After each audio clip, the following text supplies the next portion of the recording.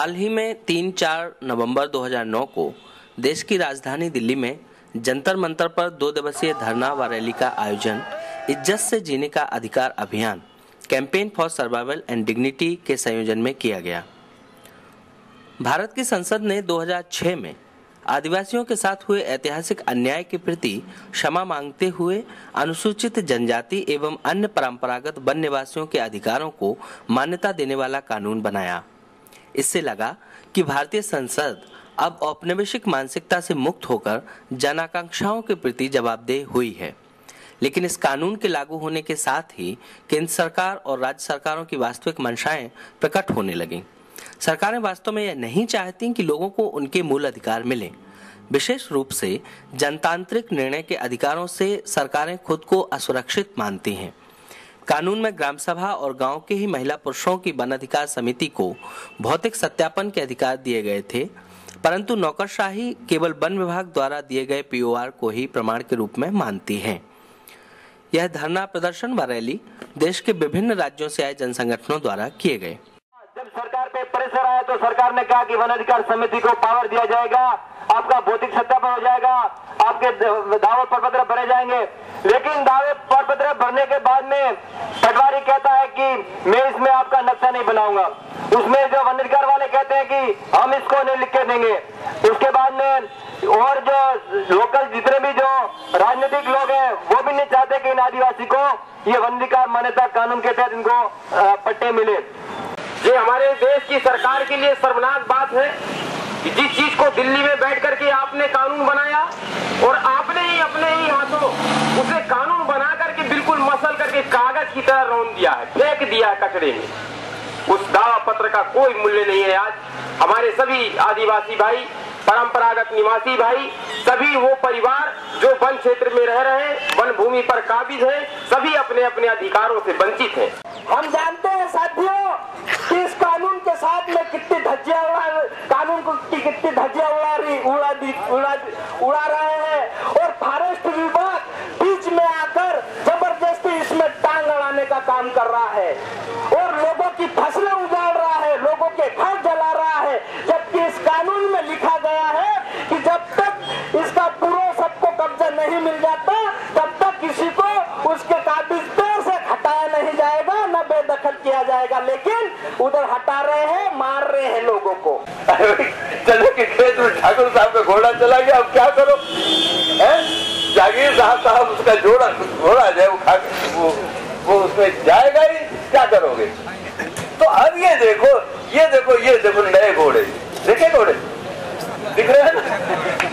ये नए घोड़े सुसरे जो है ये सब तुम्हारे खेत में घुस रहे हैं। यही तो हो रहा है ना। चट्रोपा का मतलब क्या है कि ये घोड़े यहाँ दाने के लिए खड़े हुए हैं और इनके लिए दाना चाहिए तो तुम्हारे यहाँ चट्रोपा लगाए और तुम्हारा आदमी कहाँ जाएगा, क्या जाएगा, इसका कोई मतलब नहीं। अभी आप कह रहे थे कि चट्रोपा के नीचे तो घास भी नहीं होती है? तो इनके दाने के लिए और तुम्हारे जो है वो हमारी दूध भी खत्म कर ली। ऐसा कैसे? घोषणा करो कि जट्रोपा जो है वो हम जो है इन मक्कारों की घोड़ों के लिए हम नहीं अपना जट्रोपा देंगे, हम नहीं अपना खेत देंगे, उखाड़ दो जट्रोपा। तो फॉरेस्ट कानून में, फॉरेस्ट राइट्स एक्ट में जो है वो उसको बुक में क्यों नहीं है? उनके ऑफिस में उसका एक किताब क्यों नहीं है? उसको अमल में लाने के लिए उसमें इतना दिलचस्पी क्यों नहीं है? तो उसको हम उसको हिसाब मांगना पड़ेगा। आज सरकार की मंशा इस कानून को जल्द से जल्द पूरी तरह क्रियान्वित कर देने की है, किसी तरह निपटा देने की है। लोग इस हड़बड़ी से परेशान हैं क्योंकि अब तक जो सहयोग सरकारों को देना चाहिए वह नहीं मिला, बल्कि इस कानून की मूल भावना को लगातार सरकारों द्वारा चोट पहुंचाई गई है। कानून का उल्लंघन खुद सरकारें कर रही हैं। वन विभागों द्वारा लगातार वृक्षारोपण करवाया जा रहा है, जो कि कूटनीतिक ढंग से लोगों के कब्जे की जमीनों के नक्शे बदलने की कोशिशें हैं। कानून लागू करो, लागू सजीने का अधिकार अभियान जिंदाबाद, जिंदाबाद, जिंदाबाद। हमारे गाँव आदिवासी जन संगठन जिंदाबाद, जिंदाबाद, जिंदाबाद। जंगल जमीन किसकी है? हमारी है, हमारी है।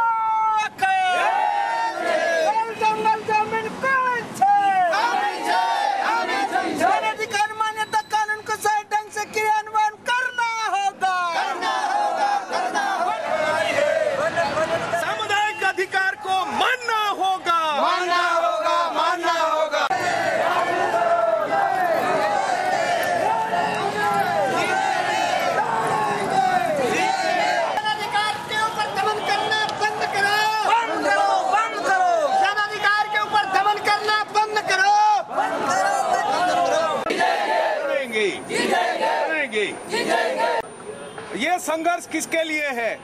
सन 2002 में जब भारत सरकार ने ये ऐलान किया है कि जंगल इलाके में जो लोग रह रहे हैं, जिनके पास कोई अधिकार पत्रक नहीं है, उनको हटा दिया जाए, तब से ये संघर्ष चालू हुआ है।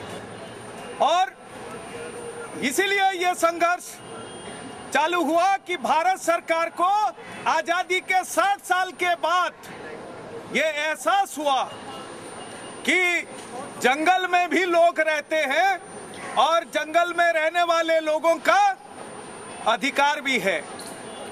और भारत सरकार वो एहसास करके माना कि लोगों के, जंगल में रहने वाले लोगों के ऊपर आजादी के 60 साल बाद तक ऐतिहासिक अन्याय किया जा रहा है। ये भारत सरकार खुद माना। गांव के आदमी का नाम कहाँ होगा, उसकी जमीन के कागज कहाँ होंगे, और कहा जाता है दस्तावेज लाओ। और वो मुगलों के शासन में बनाया गया बाजीबुल उर्द, जिसका नाम भी सुन करके ताजुब होता है कि इसका नाम क्या है। किसी से पूछो, इतने लोग खड़े हैं, वो बाजीबुल उर्द नहीं जानते कि बाजीबुल उर्द होता क्या है।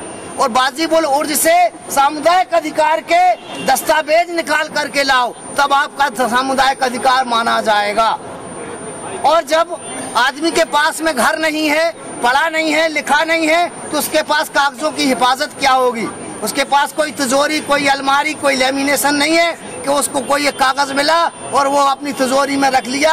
समय आने पर वो सरकार को दिखा देगा कि मेरे पास इस जमीन का, इस गांव का, मेरे इस धरती पर होने का ये दस्तावेजी सबूत है कि मैं इस धरती पर हूँ। कानून सिर्फ पट्टा के लिए नहीं था, कानून का मकसद ये था कि आदिवासियों को अपने पूर्वजों की इलाका मतलब सिर्फ खेत नहीं, जल जंगल जमीन पर सामाजिक रूप से जो है गांव सभा का अधिकार होने की बात थी। इस प्रमुख बातों को जो है भारत सरकार और राज्य सरकारें भूल गए। आज भी आदिवासी रहते हैं, मत किया बड़े बड़े जंगलों में बड़ी बड़ी लखपतियों की होटलें बनी हैं और वो लोग मतलब होटलों का अलॉट कर दिए, खाता कर दिया, और आदिवासी खाली पेट के लिए टुकड़ा मांग रहा है, उसको टुकड़ा नहीं दे रहे हैं। ये अपने साथ धोखा हो रहा है। अंग्रेजों का कानून लागू नहीं होता था आदिवासी इलाकों में।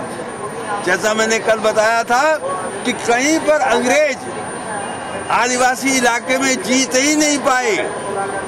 फौज लेके जाते थे, अगर फौज लेके कभी गए तो ये बताओ, तुम्हारे जंगल में फौज वाले तुम पर जो है वो तुमसे जीत पाएंगे? इधर उधर की हमारी गुलेलों से ही ऐसी की तैसी हो जाएगी।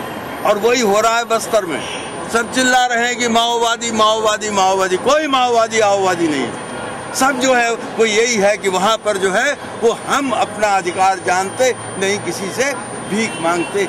इस बात की बात हो रही है।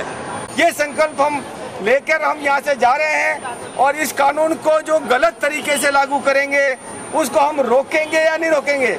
कानून में उल्लिखित वनाधिकार समितियों और ग्राम सभा जैसी जनतांत्रिक इकाइयों के बजाय संयुक्त वन प्रबंधन यानी ज्वाइंट फॉरेस्ट मैनेजमेंट जैसी अवैध समितियों को प्रोत्साहित किया जा रहा है। यह आयोजन इस बेशर्म नौकरशाही के चंगुल से इस जनहित के कानून को छुड़ाने और प्राकृतिक संसाधनों के रूप में जंगल पर उनके परंपरागत हक को लागू करवाने के लिए किया गया। कानून को लागू करो।